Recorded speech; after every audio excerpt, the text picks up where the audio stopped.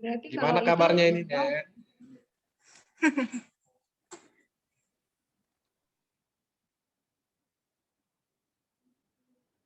Oke, masker ya? Iya, ya. Masker ya?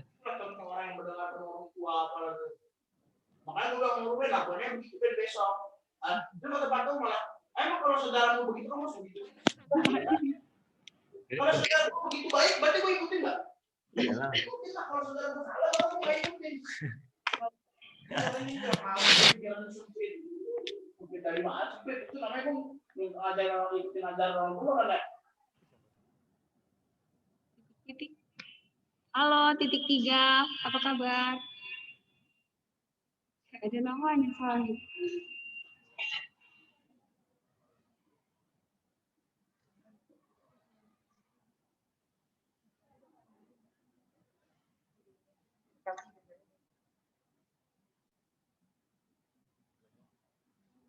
Oh, belum, masih 75. 100.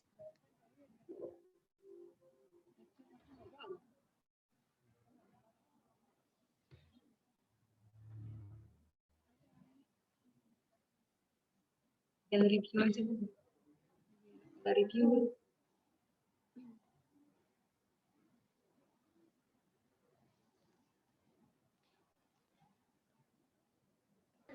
Halo. Halo, siapa itu ya? Boleh diganti namanya biar kita sapa dengan nama yang benar?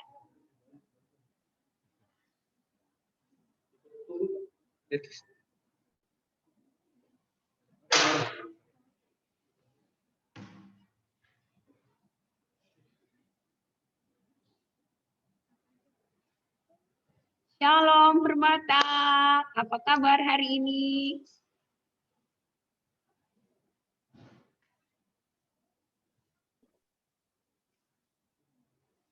Ignasia. Ignasia.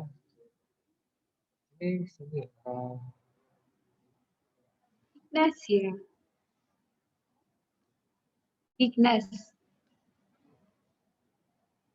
Shalom Ignas. Shalom Rizky. Halo. Ada Hombar juga nih. Shalom Hombar. Thanks. Shalom, shalom. Shalom.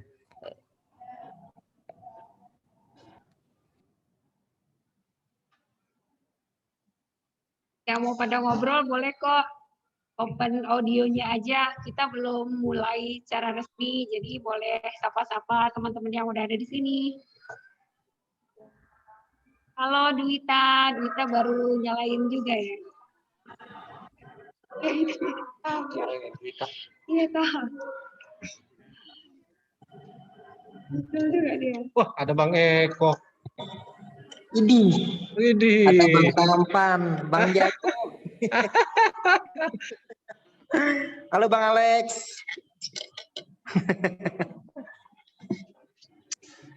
Emang ya kalau Bobo nikah tuh auranya beda, ya enggak? Bedanya di mana kok? Ya beda aja. Lebih bersinar gitu Bang, kelihatan muka lu Bang. Masa sih? Aja nih, buka apa nih? Buka apa? Kelihatan bersinar ya?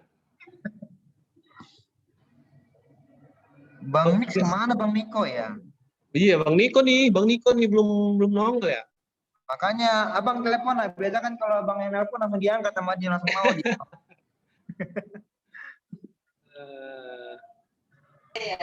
Apaan? Halo, Edi Suranta Surbakti.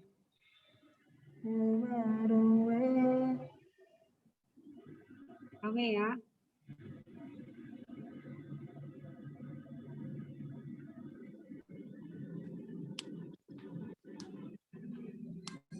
Yuk bangunin teman-temannya yang lagi tidur, teleponin ya. Yuk, yang udah ada di Zoom room-nya, kita buka kameranya boleh ya? Biar lebih interaktif dan kita bisa ngerasakan kebersamaan kita di PA kali ini. Biar kita bisa saling melihat.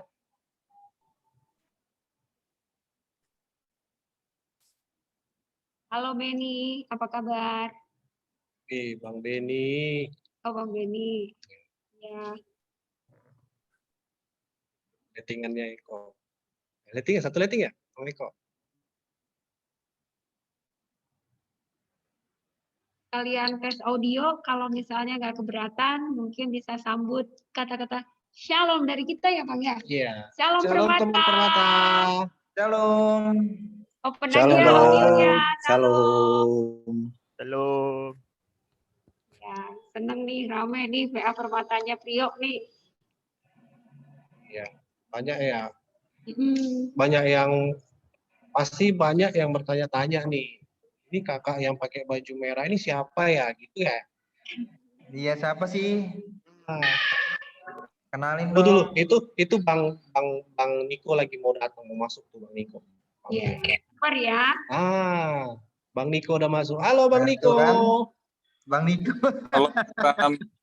Open cam dong. Dong, dibuka kameranya. Katanya tak kenal maka tak sayang. Kalau udah kenal, harusnya bisa Iya. Bener nggak? Ini Ira dan Lisa. Halo Ira. Kakak Ira deh yang panggil deh. Halo Kak Ira. Cam dong deh. Halo. Halo Kak Ira, apa kabar? Ada Permata Capur satu lagi nih. Ada Permata Capur satu lagi. Kita sapa dulu Dinda. Emma. Halo Kakak Emma. Halo Kak Emma. Halo Bang Ivan. Gimana kabarnya? Open cam dong. Wah, kabar baik Bang Ivan, apalagi lihat kamu sama kakak. Aku semakin sehat. Asik. Hombar kayak GGS loh. Apa tuh GGS? Ganteng-ganteng. Ganteng serigala. Lu ngapain coba kayak gitu? Lu ngapain coba? Hombar lu kali galau kan? Kenapa? Keren. 2 menit lagi aja ya. 15 ya. Jadi sebelum coba deh kakak ini perkenalkan dirinya dulu deh. Iya, aku mau kenalan nih, tapi kayaknya lebih seru kalau semuanya pada buka kamera, Bang. Kayak tadi bilang, tak kenal maka tak sayang. Nanti sudah kenal pasti bisa sayang, kan? Yuk, buka kameranya yuk. Semuanya anak-anak Tuhan kan pada ganteng-ganteng dan cantik semua nih di sini di Priok nih. Aku pengen kenal langsung, lihat mukanya gitu. Kok juga kelihatan nggak mukanya? Kalau pakai masker juga nggak apa-apa sih. Yang penting buka kameranya. Itu Bang Benny udah buka kok fotonya, tapi fotonya itu. Udah lagi itu mukanya intinya lah. Oke, ya udah lanjut. Oke. Kita kenalan dulu kali ya Bang ya, biar enak ya. Halo semuanya, Permata Priok, namaku Elizabeth. Aku Miring Brahmana, biasa dipanggil Eli, dari Permata GBKP Jakarta Pusat. Di sini melayani bersama Bang Ivan untuk PA Permata kita kali ini. Semoga kita bisa sama-sama memuji dan memuliakan Tuhan ya di PA ini ya. Nanti kalau mau tanya-tanya di akhir acara kita bisa ngobrol lebih dalam lagi. Oke? Oh iya, kita juga jangan tetap ikut ya, ikut sampai akhir PA karena nanti di akhir PA kita ada bikin sebuah games. Ada hadiahnya ya Bang ya. Kita punya hadiah buat teman-teman. Hadiahnya macam-macam loh, berguna banget untuk kegiatan teman-teman. Mau yang kuliah atau yang kerja, berguna banget tuh. Oke, sekarang udah 5.15, kita mulai aja kali ya Bang ya. Biar kesempatan kita lebih banyak sama teman-teman Permata ya. Sambil menunggu teman-teman Permata yang lain datang, kita nyanyi sebuah lagu judulnya Dengar Dia Panggil Nama Saya. Cuman ini Dengar Dia Panggil Nama Saya, kita medley dengan Ku Jawab ya gitu. Jadi nanti kami nanti memanggil satu orang Permata untuk menyanyikan lagu Ku Jawab ya. Bisa ya? Nanti kita coba untuk lagunya.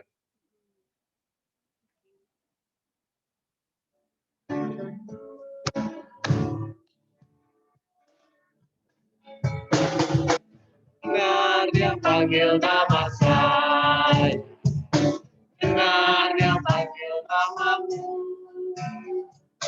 Dengar dia panggil nama saya, juga dia panggil namamu. Jawab ya, ya, ya. Ku jawab ya, ya, ya. Ku jawab ya Tuhan, ku jawab ya Tuhan. Jawab ya, ya, ya. Dengar dia panggil nama El, dengar dia panggil namamu, dengar dia panggil nama Eli, juga dia panggil namamu.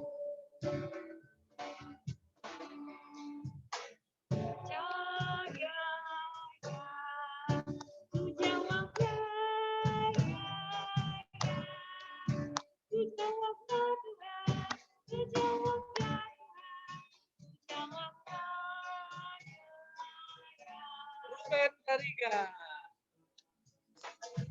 dengar dia panggil namamu, dengar dia panggil namamu, dengar dia panggil nama Ruben, dengar dia panggil namamu.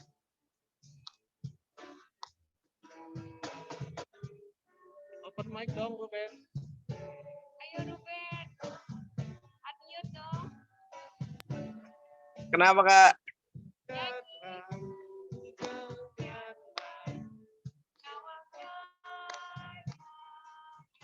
Coba lagi Bang. Dia panggil namamu. Erin, dengar dia panggil namamu. Marin. Dengar dia panggil nama Erin. Dengar dia panggil namamu. Ayo Marin, unmute deh.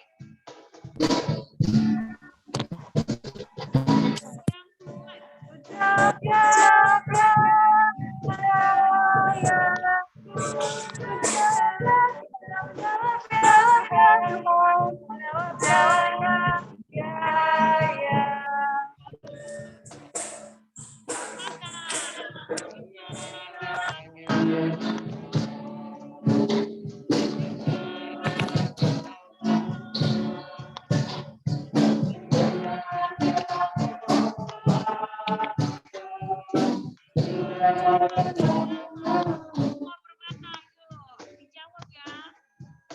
Jawab ya, ya, ya. Ku jawab ya, ya, ya. Ku jawab ya Tuhan, ku jawab ya Tuhan. Ku jawab ya, ya, ya. Oh giranglah, haleluya, Yesus amat cinta pada saya. Oh giranglah, oh giranglah, oh giranglah. Selamat semuanya. Yesus amat cinta pada saya. Oh giranglah. 4 kali 4, 16 juga semuanya. Walaupun mungkin banyak yang masih belum open kamera, tapi tetap semangat. Saya yakin semua tetap menyaksikan dari layarnya masing-masing.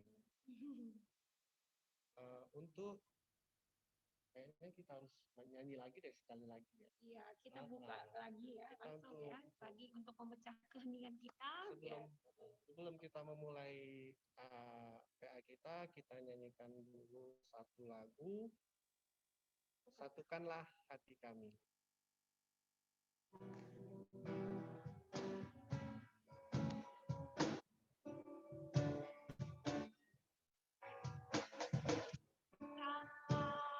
Hati kami untuk memuji dan menyembah, oh Yesus.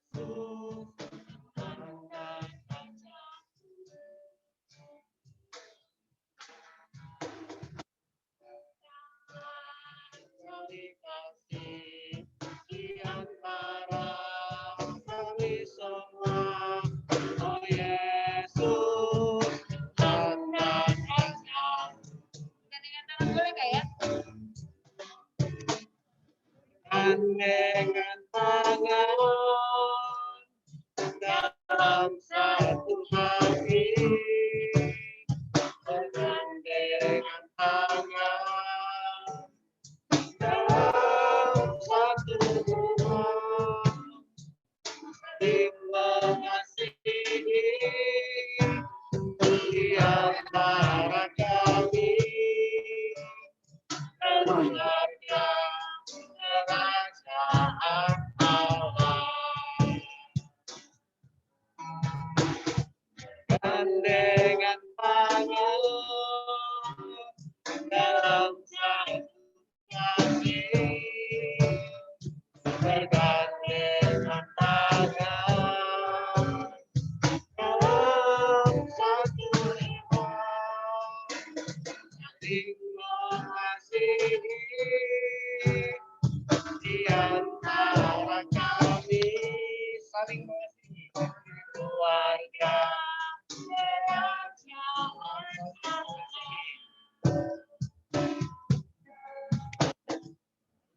Mengasihi di antara kami,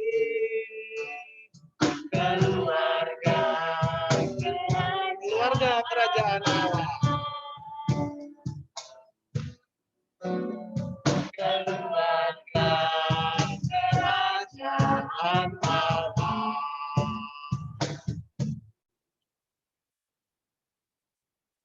Sebelum kita mulai, mari kita satukan hati kita untuk kita bersatu di dalam doa. Terima kasih kami ucapkan syukur kepadamu ya Bapa, karena Kau masih menemani kami, sehingga kami dapat kembali berkumpul di tempat ini untuk melaksanakan PA kami walaupun masih dalam keadaan virtual dikarenakan pandemi ya Bapa. Tapi kami tahu ya Bapa, walaupun secara virtual kami tetap fokus, kami tetap memuji dan memuliakan nama-Mu saja ya Bapak. Kiranya Engkau yang menemani kami sepanjang PA Permata ini agar semuanya dapat berjalan dengan lancar sesuai dengan kehendak-Mu. Terimalah doa kami yang tidak sempurna ini ya Bapak, karena kami datang melalui anak-Mu Yesus Kristus, Tuhan dan Juru Selamat kami manusia. Amin. Oke, teman-teman Permata udah makin semangat dong ya. Nyanyi udah, nyanyi pembuka, doa pembuka juga udah makin dikuatkan ya. Sekarang kita mau nyanyi lagu yang lebih semarak lagi nih. Kita mau nyanyi lagu Di Bawah Kepak Sayap-Mu. Pada tahu semua kan ya? Bagai Raja Wali. Nah, itu lagunya. Yuk, sama-sama kita nikmati pujian ini. Kita angkat pujian ini dengan hati yang bersuka cita. Biar nama Tuhan dimuliakan di tempat ini dan dimanapun kita berada.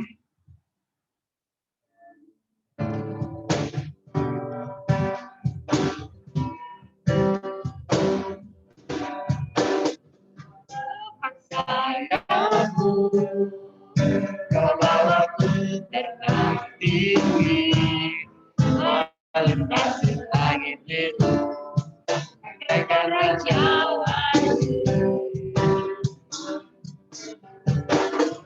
Selalu berada di hadirat, aku ingin selalu berlindung dalam nama-Mu. Yuk bikin gerakan dulu. Di bawah kepak sayap-Mu, Kau bawaku terbang tinggi, melintasi langit biru, bagaikan Raja Wali. Pakai Raja Wali. Raja Wali, melintasi gunung tinggi. Pakai Raja Wali. Raja Wali, melintasi badai hidup, di bawah kepak sayap-Mu, Kau bawaku terbang tinggi, melintasi langit biru, bagaikan Raja Wali. Pakai Raja Wali lagi. Raja Wali, melintasi gunung tinggi. Raja Wali, melintasi badai hidup, di bawah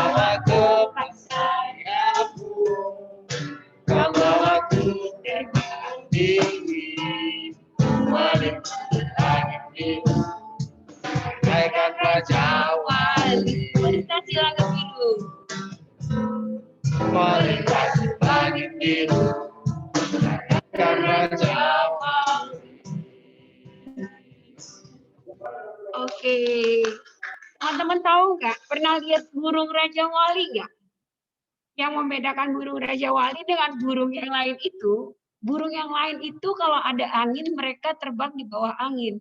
Tapi burung Raja Wali dia terbang di atas angin, Bang.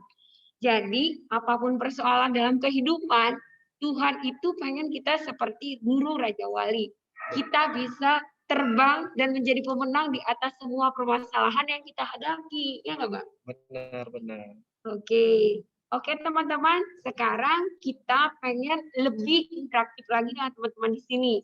Pasti seminggu yang lalu atau hari-hari sebelumnya kita banyak banget ngalamin berkat-berkat Tuhan ya. Benar. Jadi kita pengen denger nih dari teman-teman siapa kesaksian dari teman-teman, siapa tahu ada yang punya kesaksian berkat-berkat dari Tuhan, kami persilahkan.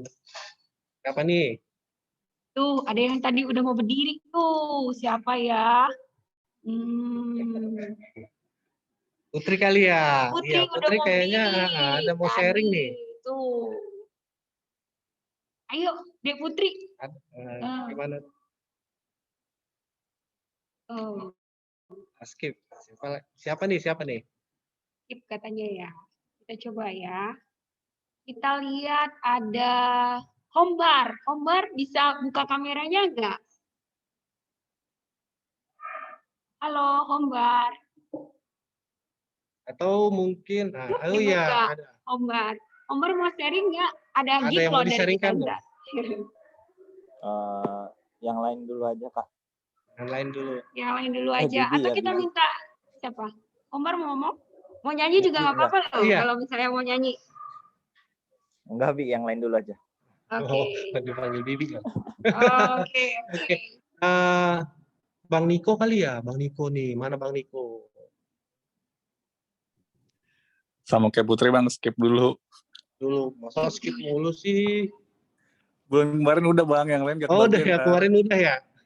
Udah habis Covid itu kan udah. Atau mungkin sebagai pembukaan ya, mungkin karena teman-teman yang lain pada malu-malu, pembukaan mungkin aku sendiri kali ya, sebagai pembukaan. Tapi setelah aku harus ada satu lagi ya, atau mungkin dua yang bisa membagikan kesaksiannya buat kita.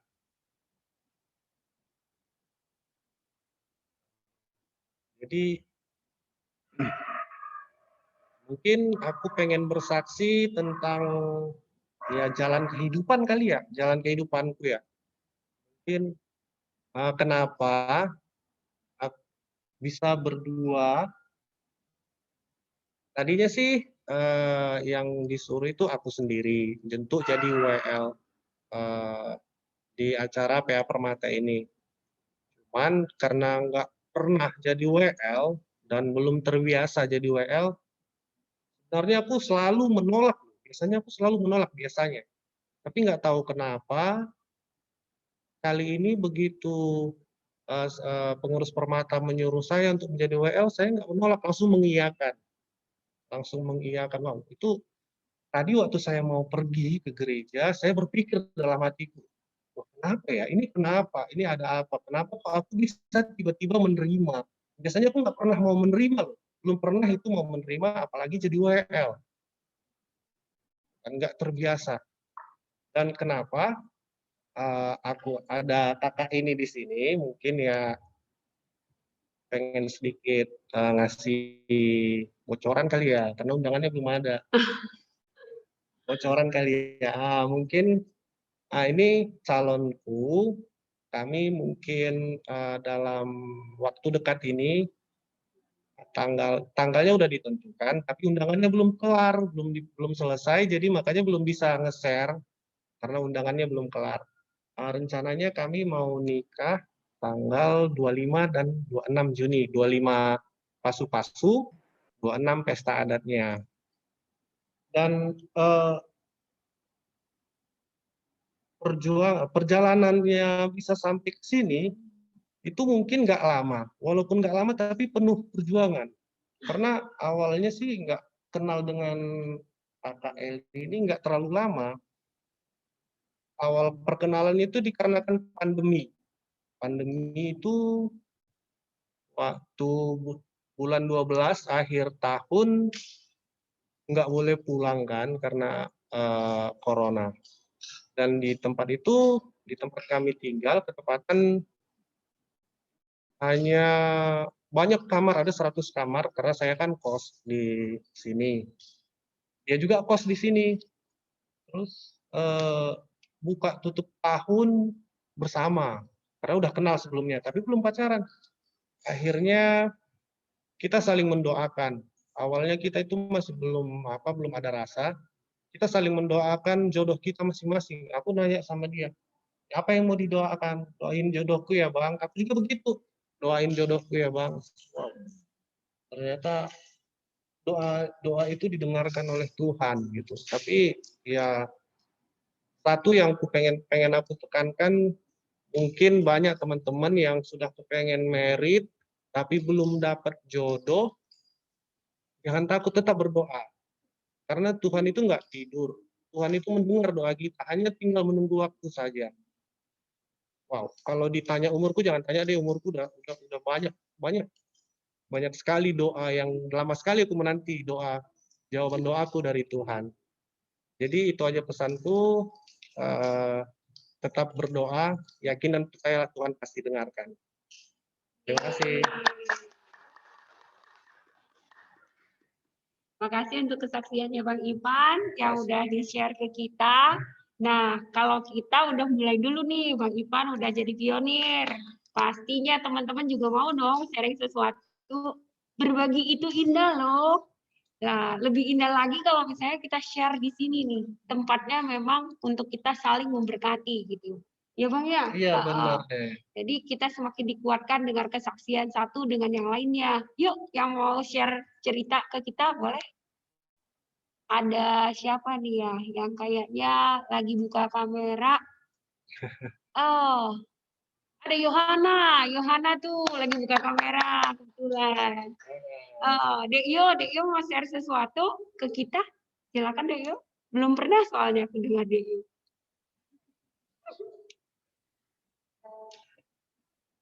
Open mic.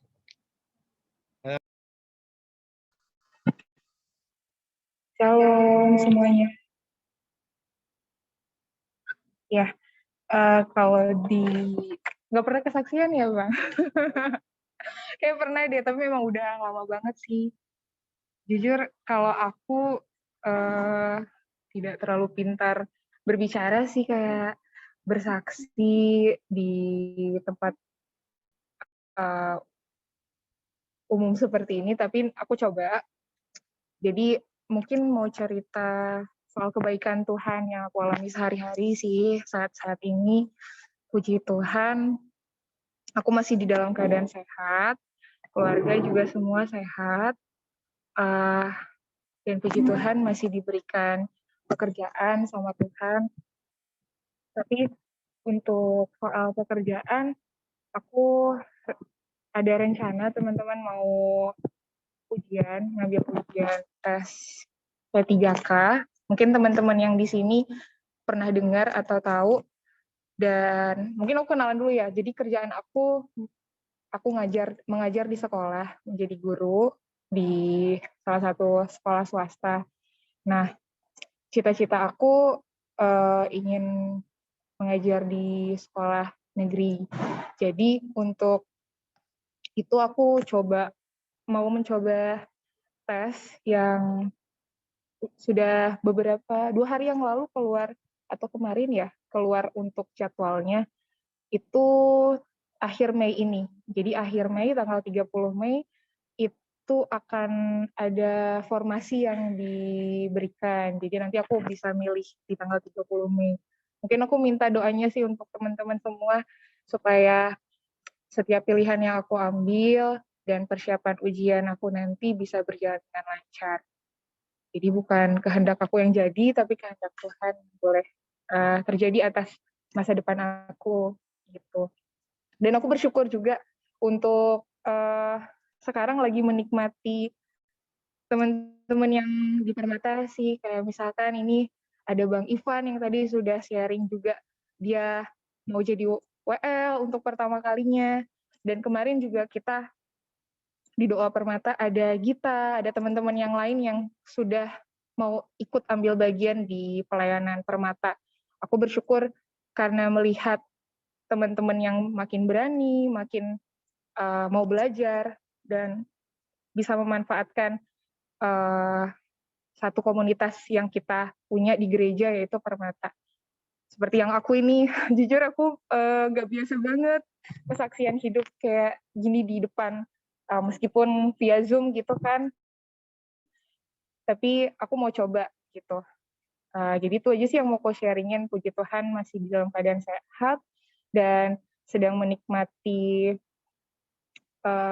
pelayanan aku yang boleh Tuhan beri di Permata, dan bersyukur juga melihat teman-teman yang boleh, puji Tuhan, mengalami pertumbuhan di Permata.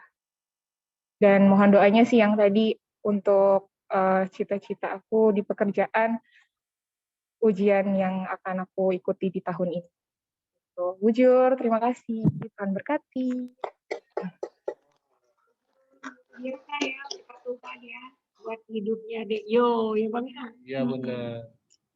Terus anak-anak Tuhan itu Tuhan inginkan untuk terus bisa bertumbuh gitu. Jadi teman-teman, kita bersyukur untuk apa yang sudah kita peroleh dari Tuhan, tapi Tuhan inginkan untuk pertumbuhan selalu terjadi dalam hidup kita gitu. Jadi jangan berhenti berjuang, kejarlah terus gapai cita-cita kita ya. Ada lagi Bang? Satu lagi kali. Iya, mungkin masih ada lagi teman-teman kita yang mau sharing berkat Tuhan buat kita ya. Emma kali ya, Emma, gimana nih tempat barunya?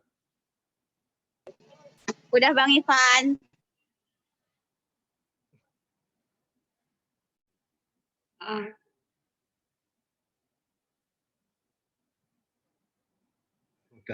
Jadi lewat ya ada Emma ya. Wow, sayang sekali. Dong, atau Kak Ira nih, ini langganan nih, kayaknya biasanya sering sharing buat kita nih, kasih masukan nih buat kita. Ayo Kak Ira.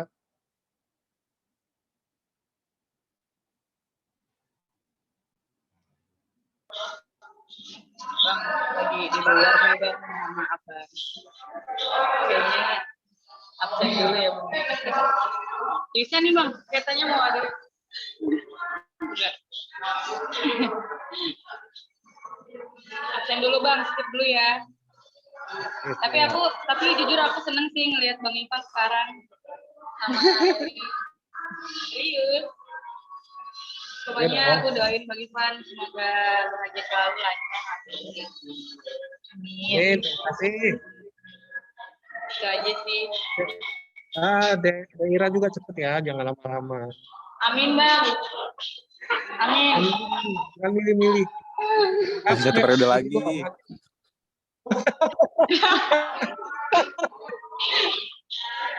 Enggak, tadi pas lagi Bang Ivan cerita sebenarnya pengen nge-skip. Bujikin Bang Niko bilang gitu. Enggak, tapi enggak jadi. Langsung diomongin. Oke, siapa tahu ada lagi ya teman-teman yang lain? Kemarin udah selesai. Ada lagi?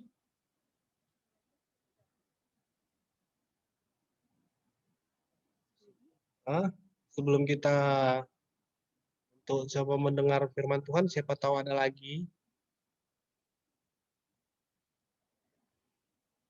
Oke, semoga berkat-berkat yang kita terima memampukan kita untuk senantiasa bisa mengucap syukur sama Tuhan ya. Meskipun kita nggak membagikan di sini, tapi kita tidak lupa untuk selalu mengucap syukur kepada Tuhan ya. Oke, teman-teman, kalaupun misalnya kita banyak permohonan yang belum dijawab Tuhan, yakin dan percayalah Tuhan pasti menjawab doa kita. Mungkin bukan sekarang, tapi Tuhan bisa bilang tunggu dulu.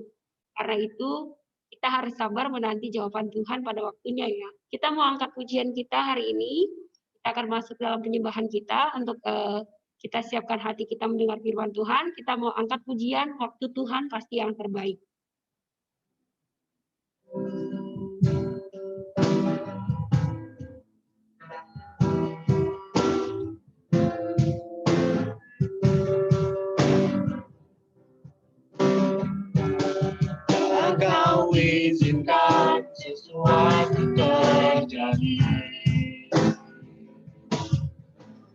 percaya semua untuk kebaikanmu. Nanti telah tiba waktu, percaya kuasa-Mu memulihkan hidupku. Waktu Tuhan. Tuhan pasti yang terbaik. Kadang aku mudah dimengerti, lewati cobaan,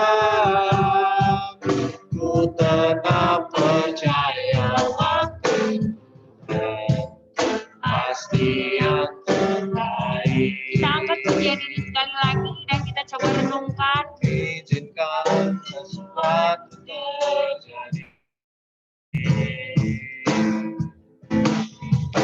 Percaya semua untuk kebaikanmu. Nanti telah tiba waktu, ku percaya kuasa-Mu memulihkan hidupku. Dengan iman kita katakan waktu Tuhan pasti yang terbaik. Pasti yang terbaik. Kau kadang aku mudah dimengerti, lewati cobaan, ku tetap percaya waktu Tuhan pasti yang terbaik. Pada hari ini kita coba resapin sekali lagi dan kita renungkan apa permintaan kita ya saat ini mungkin Tuhan belum jawab, dan coba kita lihat kembali apa juga yang Tuhan sudah jawab. Kita mengucap syukur untuk apa yang Tuhan sudah jawab, dan kita berusaha untuk memohon kepada Tuhan agar Tuhan memberikan kita kesabaran, kekuatan dalam menanti janji Tuhan, agar doa-doa kita yang belum dijawab Tuhan bisa jawab pada waktunya Tuhan. Saudaraku, kadang kita harus bisa melihat rencana Tuhan di dalam hidup kita. Apakah yang kita minta itu sesuai dengan kehendak Tuhan atau hanya ini menguatkan keinginan hati kita? Karena Tuhan adalah Allah yang baik dan Dia sangat baik. Dia tahu yang terbaik untuk kita, lebih daripada apa yang mampu kita pikirkan. Kalau saat ini doa kita belum dijawab, yakin dan percayalah, Tuhan selalu menjawab doa kita. Tuhan akan memberikan kepada kita lebih daripada apa yang mampu kita pikirkan. Kita angkat sekali lagi waktu Tuhan yang terbaik. Kasih yang terbaik. Kau kadang aku mudah dimengerti, cobaan, ku tetap percaya waktu Tuhan pasti yang terbaik. Kita katakan sekali lagi waktu Tuhan. Kasih yang terbaik. Kau kadang aku mudah dimengerti, lewati cobaan, ku tetap percaya waktu pasti yang terbaik. Waktu Tuhan pasti yang terbaik. Pasti yang terbaik. Sekali lagi waktu Tuhan pasti yang terbaik. Pasti yang terbaik. Kami undang Bang Alex Ganda untuk membawa kita untuk masuk dalam doa. Kami persilakan Bang Alex. Selamat sore, suara saya terdengar? Ya baik, mari kita sama-sama bersatu dalam doa. Bapa kami di surga, kami bersyukur ya Tuhan pada sore hari ini, di tengah-tengah kesibukan kami, kegiatan kami masih boleh bersama-sama bersekutu dan kami boleh bersama-sama belajar kebenaran firman-Mu. Berkati ya Tuhan untuk PA kami pada sore hari ini, supaya baik hamba-Mu yang boleh membuka dan menyatakan kebenaran firman-Mu, maupun juga setiap kami yang mendengarkan. Sama-sama dijamah oleh Tuhan dan sama-sama diingatkan oleh kebenaran firman Tuhan. Sehingga kami boleh bukan hanya menjadi pendengar saja, tetapi kami juga boleh menjadi pelaku firman-Mu. Siapkan hati kami ya Tuhan. Dan waktu-waktu yang krusial ini kami pertaruhkan ke dalam tangan-Mu, biar firman-Mu boleh tinggal diam, tinggal tetap, dan kami boleh menjadi pendengar yang baik. Sehingga kami tidak membiarkan firman itu dicuri oleh si iblis. Terima kasih Tuhan, tolong setiap kami. Berikan konsentrasi dan fokus bagi setiap kami. Terpujilah nama-Mu ya Tuhan, hanya di dalam nama Tuhan kami Yesus Kristus kami berdoa. Amin. Oke, selamat sore, senang bisa ketemu dengan teman-teman semua ya pada sore hari ini. Teman-teman, saya akan coba share, mohon konfirmasinya ya, kalau misalnya sudah terlihat PPT saya.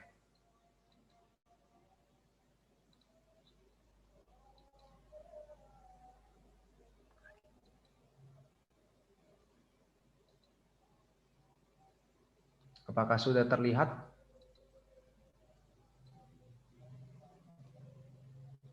Sudah, Pendeta, terlihat, Pendeta. Sudah ya? Oke, baik. Terima kasih. Ya, hari ini saya diberikan satu tema tentang to be like Jesus. Ya, to be like Jesus. Nah, teman-teman, sejujurnya kita waktu mendengar tema ini, seharusnya kita gentar gitu ya. Kenapa gentar? Karena kita tahu tidak mudah menjadi seperti Yesus. Ya, tetapi kita mau sama-sama belajar dari satu bagian yang sangat indah. Saya ajak kita sama-sama membuka dari Injil Yohanes pasal yang ke-15 ayat 1 hingga ayat yang ke-8. Saya akan bacakan untuk kita semua. Yohanes 15 ayat 1 sampai 8, LAI kasih judul pokok anggur yang benar. Ayat yang pertama, akulah pokok anggur yang benar dan Bapakulah pengusahanya. Setiap ranting padaku yang tidak berbuah dipotongnya dan setiap ranting yang berbuah dibersihkannya supaya ia lebih banyak berbuah. Kamu memang sudah bersih karena firman yang telah kukatakan kepadamu. Tinggallah di dalam aku dan aku di dalam kamu. Sama seperti ranting tidak dapat berbuah dari dirinya sendiri kalau ia tidak tinggal pada pokok anggur. Demikianlah juga kamu tidak berbuah jikalau kamu tidak tinggal di dalam aku. Akulah pokok anggur dan kamulah ranting-rantingnya. Barang siapa tinggal di dalam aku dan aku di dalam dia, ia berbuah banyak. Sebab di luar aku kamu tidak dapat berbuat apa-apa. Barang siapa tidak tinggal di dalam aku, ia dibuang keluar seperti ranting dan menjadi kering. Kemudian dikumpulkan orang dan dicampakkan ke dalam api lalu dibakar. Jikalau kamu tinggal di dalam aku dan firmanku tinggal di dalam kamu, mintalah apa saja yang kamu kehendaki dan kamu akan menerimanya. Dalam hal inilah Bapakku dipermuliakan, yaitu jika kamu berbuah banyak dan dengan demikian kamu adalah murid-muridku. Ya teman-teman, saya percaya kita semua banyak yang sudah pernah membaca bagian ini gitu ya. Tapi kita sama-sama mau melihat dengan secara khusus bagian ini membicarakan mengenai hal apa. Saya akan ajak kita sama-sama melihat. Teman-teman, sebenarnya di dalam Injil Yohanes ada 7 kalimat tentang aku adalah atau akulah. Sebenarnya 7 ini di dalam istilah teologinya adalah ego eimi, ya, ego eimi. Ego eimi berarti aku adalah. Nah, waktu Yesus menyatakan aku adalah seperti ini sangat berbeda sekali dengan Injil-Injil yang lain atau Injil sinoptik. Injil sinoptik kita tahu Matius, Markus, Lukas tidak ada kalimat aku adalah apa misalnya gitu ya. Tetapi ini adalah ciri khas daripada Yohanes dan Yohanes memilih 7 diantaranya ya yang bicara tentang siapa Yesus. Dan waktu bicara tentang ego eimi atau aku adalah ini sebenarnya ketika Yesus menyatakannya orang-orang Israel pada zaman dahulu langsung punya satu penggambaran bahwa ketika Yesus bilang aku adalah, sebenarnya Yesus mengidentikan dirinya sebagai Allah. Ya, Yesus mengidentikan dirinya sebagai Allah. Kenapa? Karena waktu di dalam Keluaran, ketika Tuhan berjumpa dengan Musa di dalam bentuk semak belukar yang bernyala-nyala dengan api namun tidak terbakar. Di sana Musa diberikan tugas, kamu harus pergi kepada Firaun ke Mesir dan beritahukan kepada Firaun dia harus melepaskan bangsa ini karena bangsa ini harus keluar. Ya, lalu kemudian Musa bertanya, kalau orang Israel bertanya kepadaku, siapa yang mengutus kamu? Siapa kamu sehingga kamu harus menjadi pemimpin di antara kami? Maka aku harus ngomong seperti apa? Maka Tuhan bilangnya seperti ini. Tuhan menjawab, katakan kepada orang Mesir, katakan kepada Firaun, aku adalah aku. Maksudnya apa? Akulah aku yang mengutus aku. Aku di sini yang terakhir adalah Musa. Ya, jadi aku adalah aku di sini adalah penggambaran mengenai ego ini. Dan kita akan sama-sama lihat ego ini ada 7 di dalam Yohanes dan kita akan melihatnya satu persatu. Yang pertama adalah Yesus berkata, akulah roti hidup. Ini adalah Yohanes pasal 6 ayat 35. Yang kedua, akulah terang dunia. Yang ketiga, akulah pintu. Akulah gembala yang baik. Kelima, akulah kebangkitan dan hidup. Keenam, akulah jalan dan kebenaran dan hidup. Dan yang terakhir, akulah pokok anggur yang benar. Nah teman-teman, kita nggak akan ketemu ini di Injil Sinoptik. Kita hanya akan ketemu ini di dalam Injil Yohanes. Maka ini Injil yang sangat menarik sekali. Oke, saya akan lanjutkan teman-teman. Teman-teman dikatakan di ayat yang pertama, akulah pokok anggur yang benar. Teman-teman, pokok anggur yang benar atau yang sejati, bahasa Inggrisnya adalah the true vine. Ya, kenapa Yesus berkata akulah pokok anggur yang benar? Sebenarnya di sini Yesus mau mengidentifikasikan bahwa ada pokok anggur atau pohon anggur yang tidak benar, yang palsu, yang tidak sejati. Berarti ada yang lain di luar dirinya. Maka kenapa Yesus tidak cukup hanya bicara tentang dialah pokok anggur, tapi Yesus langsung katakan I am the true vine. Pokok anggur yang benar, yang sejati. Nah sebenarnya penggambaran pokok anggur ini ada di dalam perjanjian lama, yaitu di dalam Yesaya pasal yang ke-5 ayat 1 sampai ayat yang ke-7. Saya nggak akan baca semuanya, tapi saya minta kita simak sama-sama. Ya, perhatikan baik-baik.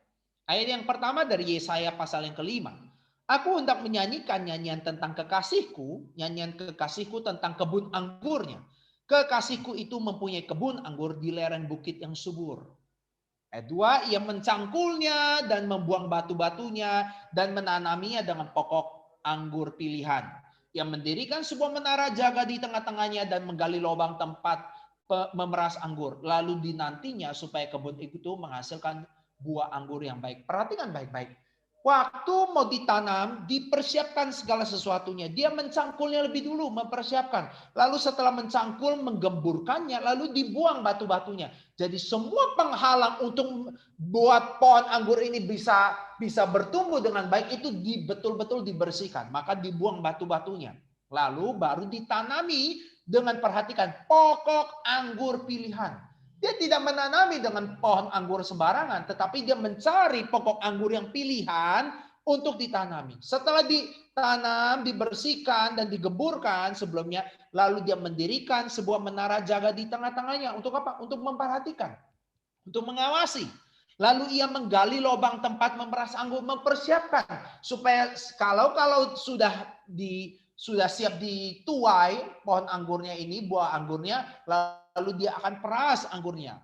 Lalu dikatakan dinantinya supaya kebun anggur itu menghasilkan buah anggur yang baik. Perhatikan kalimat terakhir. Tetapi yang dihasilkannya ialah buah anggur yang asam. Bahasa LAI-nya adalah buah anggur yang asam. Bahasa aslinya adalah buah anggur yang busuk baunya. Busuk baunya. LAI masih halus ya. Masih halus banget. Kalau asam, ya udahlah, kan kadang juga kita makan makanan yang asam gitu ya. Tapi kalau busuk kita mau makan nggak? Kita mau minum nggak? Nggak ada yang mau.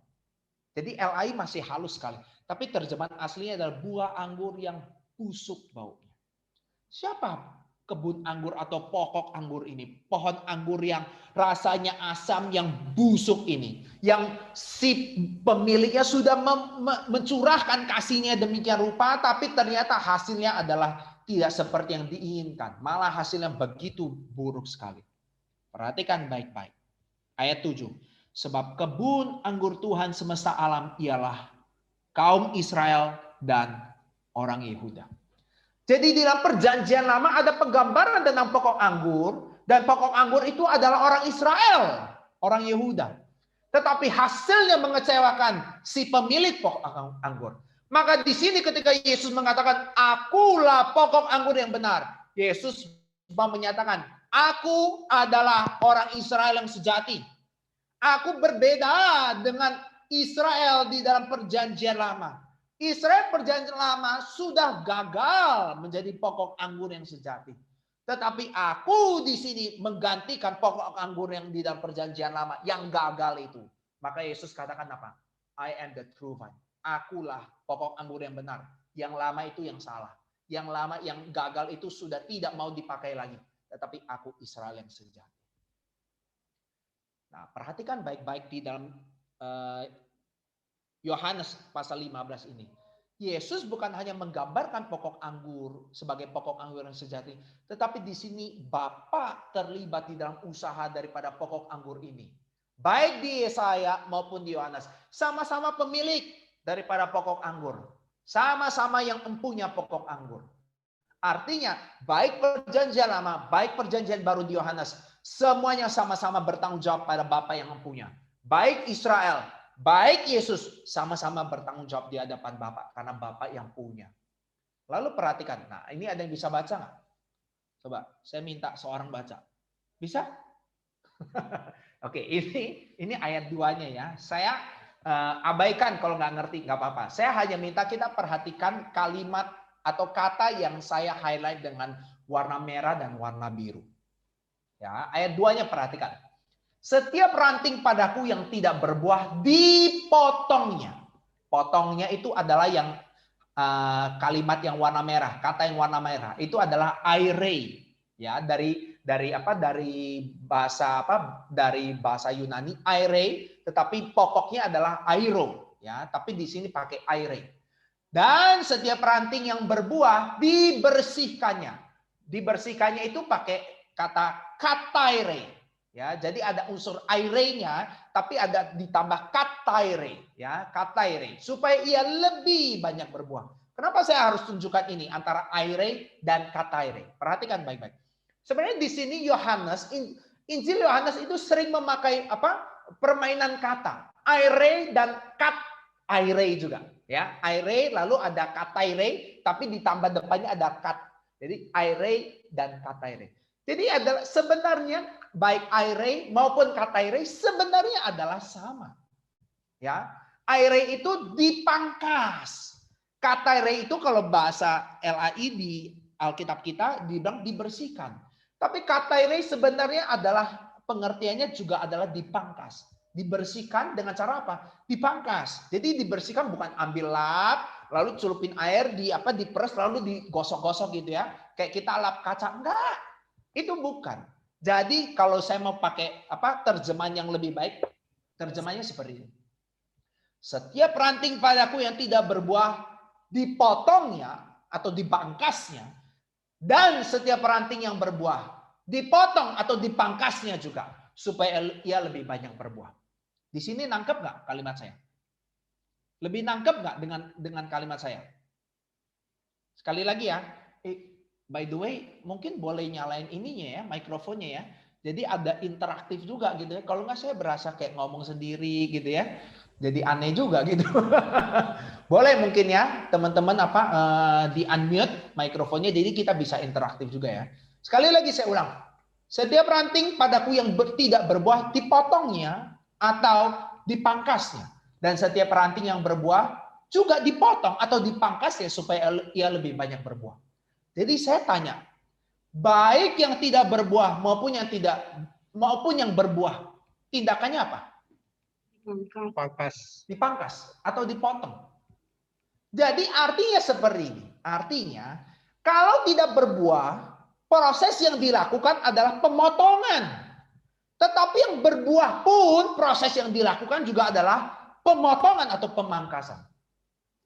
Jadi kita jangan pikir ya, oh kalau kita berbuah maka dialus-alus, dibersihkan tuh maksudnya digosok-gosok pakai lap gitu ya. Wah, supaya kinclong gitu ya, supaya jadi mengkilat. Tidak. Baik yang tidak berbuah ataupun yang berbuah sama-sama dipotong, sama-sama dipangkas. Pertanyaannya adalah dipotong atau dipangkas. Tindakan ini menyakitkan atau tidak? Menyakitkan. Menyakitkan ya. Menyakitkan. Jadi kita jangan berpikir kalau kita orang Kristen kita berbuah, maka Tuhan tidak proses kita dengan menyakitkan. Salah. Salah. Jangan kita berpikir, oh jadi orang Kristen baik, hidupnya hebat, sukses, nyaman, kaya. Tidak. Tuhan waktu proses seseorang, mau dia tidak berbuah, mau dia berbuah, tindakannya persis sama, yaitu pemotongan atau pemangkasan. Jadi apa bedanya di sini? Yang nggak berbuah dipotong, yang berbuah juga dipotong. Ya kalau gitu nggak usah berbuah dong. Ngapain berbuah tapi juga tetap dipotong? Nah, perbedaannya apa, teman-teman?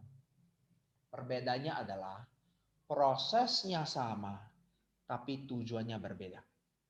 Sekali lagi saya katakan, prosesnya sama, tapi tujuannya berbeda. Di sini kita harus ngerti ya. Prosesnya sama-sama dipotong, ya. Tapi tujuannya beda total, beda jauh. Oke, perhatikan baik-baik teman-teman. Nah, saya mau kita sama-sama meng-highlight setiap bagian demi bagian.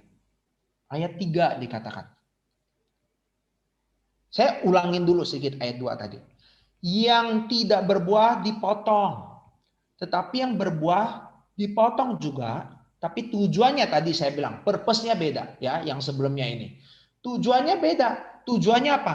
Tujuannya supaya ia lebih banyak berbuah di ayat 2 terakhir, ya. Tujuannya supaya yang berbuah itu lebih banyak berbuah. Lalu yang tidak berbuah itu dipotong, tujuannya apa? Nanti di ayat-ayat selanjutnya akan diberitahukan. Tujuannya adalah kalau kita lihat ya di ayat yang ke-6 itu dikatakan apa? Itu nanti akan dikumpulkan lalu dicampakkan ke dalam api. Nanti kita akan bahas itu setelah ayat-ayat ini berjalan. Nah teman-teman di ayat 3 kita lihat. Kamu memang sudah bersih karena firman yang telah kukatakan kepadamu. Kamu sudah bersih karena firman. Nah perhatikan baik-baik. Ya, ini kalau kuis Alkitab boleh apa? Boleh dipakai gitu ya. Hanya ada 3 hal di dalam sepanjang Alkitab kita yang katakan 3 hal ini yang bisa membersihkan atau menyucikan. Jadi di luar 3 hal ini tidak ada yang bisa membersihkan, tidak ada yang menyucikan. Apa aja? Ada yang bisa bantu saya? Kalau ditanya langsung diam gitu ya. Langsung mati. Air. Air membersihkan. Oh tidak, air tidak membersihkan air. Sabun. Sabun, oh sabun. Alkitab pakai sabunnya. Sabun membersihkan atau menyucikan. Enggak ya? Yang pertama apa? Yang tadi ayat 3 kan? Kamu sudah bersih. Karena apa? Karena firman yang kukatakan kepadamu. Di firman itu membersihkan, menyucikan. Ya, yang lain, ayo, apalagi? Yang ada di dalam Alkitab yang membersihkan atau menyucikan apalagi? Minyak urapan, Bang. Minyak urapan gitu ya. Ada di ayat mana minyak urapan? Membersihkan atau menyucikan? Ya dong, kalau jawab sesuai Alkitab harus kasih dong ayatnya. Ayatnya di mana? Saya ngomong gini karena ada ayatnya masalahnya. Ayatnya banyak, tapi saya nggak cantumkan ya. Tapi ada, nanti kalau kalian mau saya akan kasih. Mana? Ada minyak urapan? Nggak ada. Ya, Anggur Bang, anggur Bang. Anggur membersihkan, menyucikan. Nggak juga. Kalau ada ayat ini mana? Oke. Buah-buah roh pendeta. Buah-buah roh. Buah-buah roh itu hasilnya. Buah roh itu hasilnya. Bukan yang membersihkan, yang menyucikan bukan buah roh. Itu hasilnya nanti. Ya, oke. Kita lanjut dulu ya. Artinya kita perlu banyak belajar firman ya. Oke, yang kedua adalah darah Kristus. Darah Kristus itu membersihkan, menyucikan. Satu lagi apa? Satu lagi adalah Roh Kudus, roh yang menyucikan. Ya, roh yang menguduskan, roh yang menyucikan. Jadi 3 hal ini yang ada yang membersihkan, yang menyucikan. Di luar 3 ini tidak. Jadi air membersihkan nggak? Nggak ya? Air nggak membersihkan ya? Air sama sekali tidak membersihkan. Hanya 3 ini yang menyucikan atau membersihkan kita. Firman, darah Kristus, Roh Kudus. Yuk semua sama-sama. Kita ulang. Apa 3 hal yang membersihkan atau menyucikan? Ayo. Firman, darah Kristus, Roh Kudus. Jangan lupa 3 ini. Ya, di luar ini tidak ada. Ya, selain 3 hal di atas, tidak ada yang dapat menyucikan diri kita. Ini tadi saya ngomong. Oke, perhatikan baik-baik. Nah, teman-teman, perhatikan baik-baik. Kata ayat keempat sekarang saya baca. Tinggallah di dalam aku dan aku di dalam kamu. Saya tanya dulu teman-teman sebelumnya. Tinggallah di dalam aku dan aku di dalam kamu. Saya tanya. Tinggal di dalam aku dan aku di dalam kamu, berarti di sini siapa lebih besar dari siapa? Tuhan lebih besar daripada kita. Tuhan lebih besar dari kita. Berarti Tuhan lebih besar daripada kita, maka Tuhan bilang apa? Tinggallah di dalam aku. Berarti kita bisa ya, karena Tuhan lebih besar kan? Sekarang kalau Tuhan bilang, dan aku, yaitu Tuhan di dalam kamu. Berarti di sini siapa lebih besar dari siapa? kita lebih besar. Kita lebih besar dari Tuhan. Jadi mana yang benar? Nah, bingung tuh. Iya ya. Kita kalau nggak baca, ya cuman ya lewat aja baca. Tapi waktu kita baca baik-baik, tinggallah di dalam aku. Oh iya benar. Aku tinggal di dalam Tuhan ya. Tinggallah di dalam aku. Aku di sini kan Kristus. Oh ya bisa karena Kristus lebih besar. Tapi ayat berikutnya, kalimat berikutnya, dan Kristus di dalam kamu dan aku di dalam kamu. Berarti kita lebih besar dari Tuhan dong.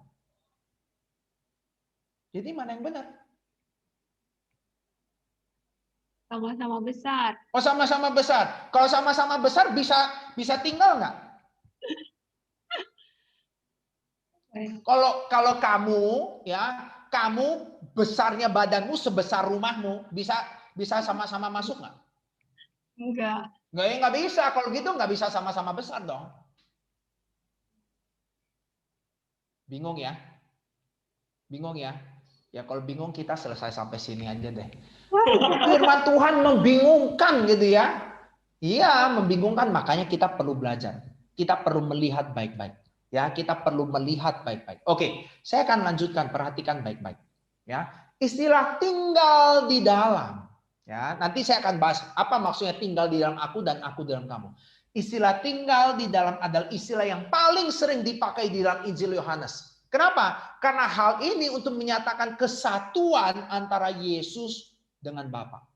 Ya, antara Yesus dengan Bapa. Ini istilah yang sangat penting dan sangat sering sekali muncul di dalam Injil Yohanes. Ya, tinggal di dalam atau istilah yang lebih tepat di dalam. Perhatikan. Nah, teman-teman, hal ini sebenarnya sering sekali diulang di dalam Injil Yohanes. Kalau kita baca baik-baik Injil Yohanes, baik di dalam Injil Yohanes pasal yang ke-6, pasal yang ke-14 itu ada tertulis. Nah, di dalam pasal yang ke-15 ini sekali lagi muncul ya. Sekali lagi tinggal di dalam ini muncul dan Yohanes memakainya untuk menekankan relasi yang intim antara dirinya ya dengan umatnya, antara Yesus dengan umatnya di dalam persekutuan di dalam Allah Roh Kudus ya, di dalam persekutuan di dalam Allah Roh Kudus. Nah, perhatikan baik-baik. Jadi kalau istilah ini muncul, kita langsung mengerti tinggal di dalam adalah sesuatu relasi yang intim antara Yesus dengan umatnya, antara Allah dengan umatnya, antara Tuhan dengan kita. Oke, perhatikan baik-baik. Nah, sama seperti Yesus tinggal di dalam Bapa, maka dikatakan aku dan Bapa adalah satu adanya. Demikian juga kita tinggal di dalam Kristus dan Ia di dalam kita. Ya, sama seperti Kristus adalah satu di dalam Bapa, ya. Kristus dan Bapa adalah satu, berarti Kristus tinggal di dalam Bapa dan Bapa tinggal di dalam Kristus. Demikian juga Yesus memakai penggambaran ini untuk menyatakan apa? Kita tinggal di dalam Kristus dan Kristus tinggal di dalam kita. Oke, perhatikan baik-baik. Nah, teman-teman, saya akan sedikit keluar ya, saya akan sedikit keluar daripada apa yang ada di dalam Yohanes pasal 15 untuk kita mengerti mengenai penggambaran Allah Tritunggal. Ya, teman-teman, Allah Tritunggal memperkenalkan dirinya dengan nyata kepada manusia di dalam 3 tahap. Apa saja? Nah, saya minta perhatikan baik-baik. Kalau teman-teman ngerti rahasia ini, teman-teman akan melihat betapa doktrin ini adalah doktrin yang agung, tetapi sekaligus begitu dalam, begitu luar biasa kita bisa bersuka karena kita mengerti doktrin ini. Doktrin yang sangat limpah, yang sangat kaya. Apa itu? Kita lihat baik-baik. Tahap yang pertama. Sebagai Bapa, Allah berelasi dengan Adam. Ketika Adam memutuskan hubungannya di dalam Kejadian pasal yang ketiga, Allah di sana datang memulihkan. Allah memperbaharui hubungan itu, ya. Bahkan hubungan itu diperbarui terus berlanjut. Adanya covenant atau perjanjian dengan Nuh, dengan Abraham, dan juga di Gunung Sinai dengan Israel dan seterusnya. Nah, tahap ini saya sebut God above us. Perhatikan kalimat yang terakhir ini. God above us. Tahap yang pertama. Allah di atas kita. Waktu Allah melihat, oh ini orang Israel berdosa. Oh Adam berdosa. Allah turun melihat. Lalu Allah bilang, kamu sudah berdosa. Maka kamu sudah berdosa, hukumannya adalah mati. Tetapi aku yang adalah Allah, aku akan turun untuk menyatakan diri, untuk memperbaiki hubungannya. Dan terakhir, dengan cara Allah mengirim Yesus turun untuk boleh menjadi penebusan antara dirinya, yaitu menghubungkan, mendamaikan antara Bapa dengan kita umat. Maka God above us. Allah di atas kita. Allah melihat segala sesuatu di bawah. Allah di atas kita. Ini tahap yang pertama. Kita lihat tahap yang kedua. Tahap yang kedua, Allah datang ke dunia sebagai anak. Sekarang caranya berbeda. Di dalam situasi ini Allah masuk lebih dekat. Bahkan Allah datang ke tengah-tengah kita yang berdosa. Seolah-olah dari belakang tirai. Ingat ya, waktu Yesus disalibkan mati, waktu dikatakan tetelestai, sudah selesai atau sudah genap. Maka Yesus mati, setelah Yesus mati, tabir bait suci itu terbelah 2 dari atas ke bawah. Teman-teman tahu nggak? Tabir bait itu seberapa besar? Kalau kita ngeliat film The Passion of the Christ, kelihatannya tabirnya kecil sekali. Sebenarnya tabir itu besarnya luar biasa. Seberapa besar? Berat dan besar. Saking besarnya itu harus diikat pakai tambang, ya. Dan tambang itu harus ditarik oleh 300 orang laki-laki dewasa. Kamu pernah lihat tabir hordeng gitu ya? Hordeng yang harus ditarik pakai tambang yang harus ditarik oleh 300 orang laki-laki dewasa? Ada? Nggak ada. Tapi di sini tabir bait suci yang memisahkan antara ruang maha suci, maha kudus yang tidak boleh sembarangan orang masuk dengan ruang suci. Itu terbelah 2, betul-betul dari atas sampai ke bawah terbelah. Itu betul-betul tidak ada pemisahan antara ruang maha suci dan ruang suci lagi. Sejak saat itu kita waktu berhadapan dengan Allah, berdoa kepada Allah, tidak perlu tunggu atau tidak perlu lihat imam besar, tetapi bisa langsung aksesnya dibuka oleh Kristus. Maka saya katakan apa? Seolah-olah Allah anak melangkah keluar dari belakang tirai dan tinggal bersama-sama kita. Ingat Yohanes pasal 1 ayat yang ke-14? Ada yang ingat apa isi Yohanes 1 ayat 14? Yohanes 1 ayat 14 dikatakan firman itu telah menjadi manusia. Firman itu Kristus kan? Dan diam di antara kita. Diam atau tinggal bersama-sama kita. Maka saya pakai kalimat itu. Melangkah keluar dan tinggal bersama-sama dengan kita. Maka tahap ini kita sebut sebagai God with us. Allah bersama kita. Allah beserta kita.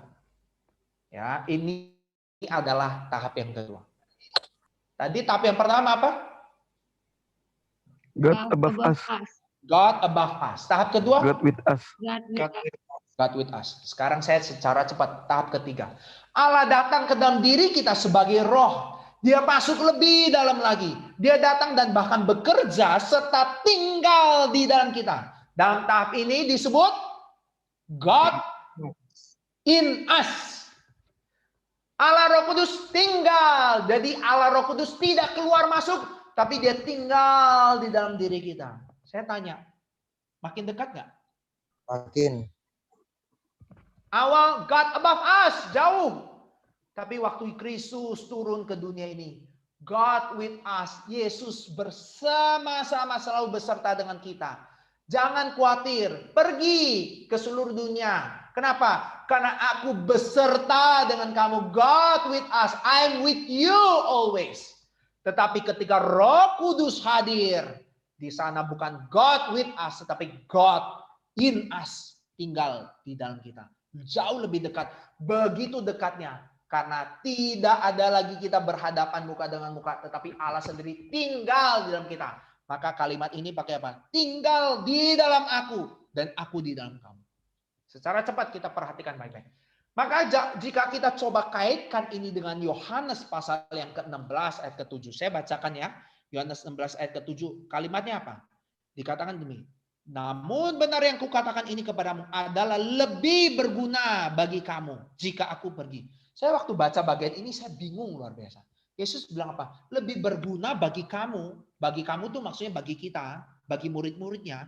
Kalau aku pergi. Jadi kalau aku nggak bersama-sama dengan kamu itu jauh lebih berguna. Saya tanya, bergunanya di mana ya? Saya bingung loh. Saya tanya, kalau Yesus ada di antara kita saat ini, baik nggak? Berguna nggak? Berguna kan? Kalau Yesus di antara kita berguna nggak? Berguna. Tapi Yesus bilang apa? Kalau aku nggak pergi, ya kalau aku tetap bersama-sama dengan kamu, itu nggak baik. Tapi jauh lebih baik justru kalau aku pergi. Loh kok kenapa begitu? Nah perhatikan baik-baik kalimat selanjutnya. Sebab jikalau aku tidak pergi, penghibur itu tidak akan datang kepadamu. Penghibur itu di sini siapa? Roh Kudus. Tetapi jika aku pergi, aku akan mengutus dia kepadamu. Maka kalau Yesus pergi, yang God with us itu pergi, maka ada penghibur atau Allah Roh Kudus yang hadir, yang diutus. Dan dia bukan cuma beserta kita, tapi dia in us, tinggal di dalam kita. Maka di sini jauh lebih jelas. Maka kalau Roh Kudus hadir, dia bukan cuma beserta kita, tapi dia tinggal di dalam kita. Maka di sini Yesus meyakinkan murid-muridnya bahwa kepergiannya akan menghasilkan keintiman yang lebih dalam melalui relasi persekutuan antara dirinya dengan umatnya. Sebab Roh Kudus akan tinggal di dalam kita. Maka kalimat yang dipakai, tinggal di dalam aku, tinggal di dalam aku, tinggal di dalam aku. Ini adalah sebagai penggenapan daripada apa yang Yesus katakan. Nah, tinggal di dalam ini menunjukkan kebergantungan yang mutlak dari ranting kepada pokok atau pohon anggur. Siapa ranting di sini? Kita ranting. Yesus sebagai pokok. Maka ketika Yesus katakan tinggal di dalam aku, menunjukkan kita perlu bergantung secara mutlak pada yang namanya pokok anggur atau Yesus itu sendiri. Maka perhatikan baik-baik. Selanjutnya. Artinya kita juga perlu bergantung mutlak. Bergantung secara terus-menerus kepada Kristus yang adalah sang pokok anggur. Dan tinggal di dalam menjadi rahasia yang sangat besar daripada iman Kristen. Dan ini adalah mystical union versi Yohanes. Kalau kita ingat Paulus juga pakai mystical union, tapi dikatakan apa? Union with Christ, bersatu di dalam Kristus. Bersatu dalam Kristus. Maka Yohanes pakai mystical union versi Yohanes apa? Tinggal di dalam aku. Bukan bersatu di dalam Kristus, tetapi tinggal di dalam aku, di dalam Kristus, dan Kristus tinggal di dalam kita. Maka secara cepat kita lihat sama-sama ayat yang kelima. Ayat kelima katakan, akulah pokok anggur dan kamulah ranting-rantingnya.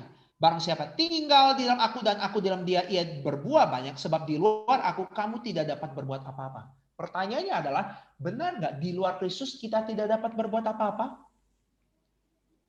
Salah ini LAI mungkin.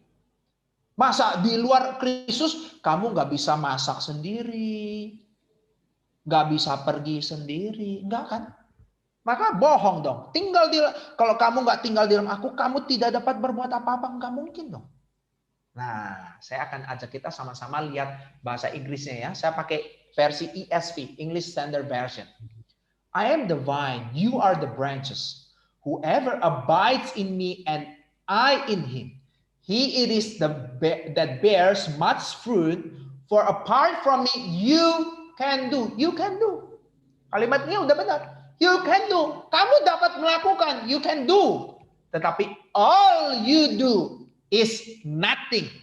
Jadi kamu tetap bisa lakukan apa-apa. You can do. Kamu tetap bisa lakukan apapun. Nah, bahasa Indonesia ya pakai terjemahan secara langsung. Kamu tidak dapat berbuat apa-apa. Bahasa Inggrisnya lebih sesuai sama bahasa aslinya. Kamu tetap bisa lakukan apapun. Tetapi semua yang kamu lakukan nilainya nothing. Nol. Tidak ada gunanya. Ya. Nah, perhatikan ayat yang ke-6 ini. Barang siapa tidak tinggal di dalam aku, ia dibuang keluar seperti ranting dan menjadi kering. Kemudian dikumpulkan orang dan dicampakkan ke dalam api lalu dibakar. Ini paralel dengan Matius 13 ayat 30. Yang dikatakan apa? Ada lalang, ada gandum. Tuhan bilang apa? Nanti setelah semua dua-duanya tumbuh, udah waktu panen, baru dipisahkan. Yang lalang dikumpulkan jadi satu lalu dibakar. Yang gandum dipanen. Ini juga sama.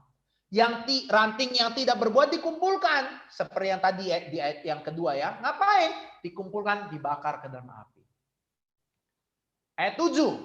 Ayat 7 ini memperjelas pengertian tinggal di dalam aku dan aku dalam kamu. Apa? Lihat.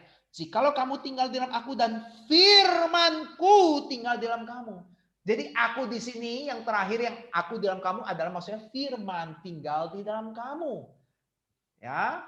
Dan artinya kalau firman tinggal dalam kita, kita perlu tekun menggumuli firman. Kita perlu taat kepada firman. Kenapa? Karena persekutuan yang intim, yang mendalam, itu melalui Allah Roh Kudus, hanya melalui kebenaran firman Tuhan yang kita baca dan kita mau menaatinya. Teman-teman, taat adalah syarat untuk tinggal di dalam dan dalam hal ini termasuk mengizinkan firman tinggal di dalam kita. Ya, termasuk dalam hal ini mengizinkan firman Kristus tinggal di dalam diri kita. Nah, teman-teman, syarat untuk minta apa saja di ayat ke-7 ini, dan kita akan menerimanya adalah tinggal di dalam Kristus dan firman tinggal di dalam kita. Kalau firman tinggal di dalam kita, artinya tidak ada satu bagian atau satu inci pun kehidupan kita yang bukan milik Kristus. Saya kutip daripada seorang teolog namanya Abraham Kuyper. Tidak ada satu bagian yang paling kecil pun yang bukan milik Kristus. Maka perhatikan baik-baik ayat yang ke-8. Kalau engkau tinggal dalam Kristus dan Kristus tinggal di dalam kamu, firman tinggal di dalam kamu, maka di sana Bapa dimuliakan. Bagaimana Bapa dimuliakan? Kalau kita berbuah yang banyak. Ya, dan di sini tentu maksudnya adalah buah roh. Dengan berbuah berarti kita menjadi seperti Yesus atau to be like Jesus. Slide saya yang terakhir. Jika Kristus tinggal di dalam diri kita, tidak mungkin Kristus tersembunyi di dalam diri kita. Pasti semua orang melihat kita, dan harusnya orang-orang yang melihat kita itu tidak melihat diri kita, tetapi melihat Kristus dan bukan melihat diri kita. Nah, teman-teman, buah yang kita hasilkan itu menunjukkan identitasnya kita. Dan identitas kita adalah murid-murid Kristus. Murid adalah representatif, perwakilan daripada Kristus. Dan di sini anak atau Yesus menunjukkan siapa Bapaknya. Karena anak adalah kesayangan Bapa, anak juga adalah tangan kanan Bapa, anak juga adalah representatif daripada Bapa. Maka karena anak adalah kesayangan, tangan kanan Bapa, representatif Bapa, dan kita adalah representatif daripada anak. Maka di sanalah ketika kita berbuah menjadi murid Kristus yang menghasilkan buah dan memuridkan murid Kristus yang lain. Di sana Bapa dimuliakan. Oke, sampai di sini saya punya PA. Kalau ada yang mau bertanya, silahkan. Yuk teman-teman, terima kasih buat Bang Alex udah sharing firman-Nya di Like Jesus. Pasti kita juga masih banyak pertanyaan kali ya, apalagi tadi agak ribet. Kalau saya dulu mungkin karena background-nya IPA, saya kepikiran tadi kayak ini sih, kayak apa namanya, lingkaran gitu, siapa yang di dalam, siapa yang di luar gitu. Makanya tadi pikirnya, oh kalau sama gedenya gimana ya gitu. Baru ngeh setelah Bang Alex jelasin gitu kan, itu lebih ke relasi, bukan bentuk ya sebenarnya gitu ya. Lebih ke keintiman gitu sebenarnya gitu. Mungkin teman-teman ada pertanyaan yang mau diajukan ke Bang Alex, mumpung Bang Alexnya lagi di sini, karena ini teologianya berat juga ya Bang ya, kalau dilihat-lihat ya. Above us, with us, and in us, gitu kan. Pasti banyak sih pertanyaan-pertanyaan seputar itu gitu. Apalagi kalau lalang dan gandum, terus kalau nggak kalau nggak di dalam pokok nggak bisa berbuah gitu. Sama-sama dipangkas tapi tujuannya beda. Satu dipangkas untuk bisa semakin semakin rimbun kali ya, dan semakin banyak buahnya gitu. Terus semakin subur. Satu lagi dipangkas untuk siap-siap dipisahkan dan dibakar kali ya. Mungkin seperti itu. Mungkin teman-teman ada pertanyaan yang mau ditanyakan ke Bang Alex, bisa raise your hand, ada emotion di sini, reaction, angkat tangan, atau bisa langsung unmute aja, buka audionya.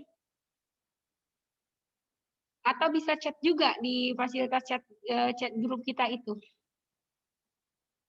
Oh, ada yang mau bertanya? Padi mau tanya? Aku mau nanya dulu kali ya Bang Alex ya. Kalau aku sih mikirnya gini Bang, untuk bisa tinggal di dalam pokok itu kan challenge-nya banyak gitu ya. Apalagi di era kita sekarang ini gitu, era akhir zaman katanya gitu ya. Menjadi seperti Yesus itu bisa dikatakan bukan mudah gitu. Nyaris kayaknya challenge-nya itu tiap hari, apalagi di dunia kerja. Aku rasain banget gitu. Jadi minoritas itu nggak gampang. Be like Jesus itu, to be like Jesus itu susah banget gitu. Kita diem aja pun orang komplain gitu. Apalagi kalau kita vokal gitu ya. Kita kan pengen bersaksi gitu. Kadang-kadang kita pengen bersaksi bukan hanya dari perbuatan diam-diam aja, tapi juga pengen ngomong juga kan gitu. Kalau Bang Alex bisa share nggak sih gimana cara yang smooth buat kita bisa tetap to be like Jesus, tapi kita nggak konfrontasi gitu Bang. Di era yang sekarang ini kan kayaknya banyak banget yang sumbu pendek gitu kan ya. Dikit-dikit senggol bacok lah gitu-gitu. Kita nggak ngomong apa juga mungkin udah ada yang panas gitu Bang. Mungkin bisa sharing? Ya, terima kasih buat pertanyaannya. Satu hal mungkin yang kita perlu ingat adalah panggilan kita adalah memang untuk berbeda dengan dunia ini. Ya. Jadi kalau memang berbeda dengan dunia ini, apakah itu menjadi sesuatu yang memerlukan konfrontasi? Mungkin sesekali kita perlu konfrontasi. Dalam arti gini, kita tidak bisa selalu bermain aman. Ya, kita tidak bisa selalu bermain aman. Kenapa? Karena bagaimanapun Yesus pun ketika menghadapi orang-orang di dunia gitu ya, yang kelihatan sangat rohani sekali, misalnya seperti para imam besar, ahli Taurat dan sebagainya, kita sering lihat betapa Yesus sering konfrontasi, bukan? Tetapi Kristus ketika konfrontasi dia punya alasan yang jelas. Dan konfrontasi yang dihasilkan justru membuat orang melihat adanya perbedaan yang memang semakin jelas. Mana kambing, mana domba. Mana gandum, mana lalang. Mana pokok anggur yang benar, mana yang palsu. Nah, pertanyaannya adalah mungkin lebih seperti ini. Bagaimana ketika kita hidup di tengah dunia ini, kita tetap bisa menjadi seperti Kristus. Dan bagaimana tetap ketika kita menghadapi orang-orang seperti demikian, kita tetap, orang-orang itu tetap melihat Kristus. Nah ini yang tidak mudah dijawab sebenarnya. Kenapa saya bilang nggak mudah dijawab? Karena kita harus jujur berkata, waktu kita dibilang kita melekat pada Kristus, ya sama seperti tadi saya bilang, ranting kalau terpisah dari pokok anggur dia tidak mungkin berbuah. Sama seperti misalnya tangan ini diamputasi gitu ya, antara tangan sama yang ini diamputasi, antara yang ini dengan yang ini. Apakah yang ini bisa bergerak sama sekali? Rasanya nggak bisa, pasti nggak bisa. Maka dia harus tetap melekat supaya dia tetap bisa bergerak karena itu terhubung dengan syaraf-syarafnya yang ada. Sama. Dengan demikian juga penggambaran ini semakin mengerti bahwa justru dengan kita terus-menerus tinggal di dalam, tidak berusaha melepaskan diri kita, justru di sana kita dapat kekuatan. Saudara-saudara, teman-teman, badai yang kita hadapi di tengah dunia ini begitu banyak, luar biasa. Ya, begitu banyak sekali. Dan kita bisa setiap saat, kapan saja dunia berusaha terus menarik kita untuk lepas daripada Kristus yang adalah pokok anggur. Tapi bagaimana melalui kebenaran firman Tuhan? Maka tadi dijelaskan, tinggal di dalam aku. Bagaimana caranya tinggal di dalam Kristus? Dan firman di dalam kamu. Artinya apa? Ya kita perlu, seperti yang tadi saya ngomong, kita perlu menggumuli firman, kita perlu terus taat kepada firman, kita perlu terus-menerus membaca, merenungkan firman Tuhan. Karena tanpa itu kita nggak bisa bertahan di tengah dunia ini. Hasilnya cuma dua. Kalau kamu tidak berbuah, ya kamu dicampakkan, kamu dipotong, lalu dibakar. Teman-teman, pohon anggur itu pohon yang sangat berbeda dengan pohon yang lain. Kenapa? Karena batangnya itu tidak bisa dijadikan furniture. Kalau pohon lain batang dipotong, dia bisa dijadikan furniture. Kayu gitu ya, jadi meja, kursi, lemari, dan sebagainya. Kalau anggur nggak bisa. Tetapi justru kelihatan daripada yang lemah ini, batang yang lemah ini, justru buahnya banyak sekali. Sedangkan pohon yang besar-besar, buahnya tidak sebanyak yang namanya anggur. Anggur itu kalau sekali panen gitu ya, itu bisa tercatat pernah ada yang 50-60 kilo satu tandannya. Satu tandan. 50-60 kilo itu harus 2 orang laki-laki dewasa panggul. Ya, tapi kalau pohon buahnya yang tinggi-tinggi besar-besar, buahnya ya paling cuma berapa kilo gitu ya, berapa belas kilo, tapi nggak sampai 50-60 kilo. Nah, saya pikir ini adalah penggambaran bagaimana kita perlu terus-menerus melekat pada Kristus. Itu sih. Terima kasih Bang Alex untuk Sama-sama. penjelasannya. Sama-sama. Teman-teman masih ada yang mau bertanya? Mumpung Bang Alex masih bersama kita di sini loh.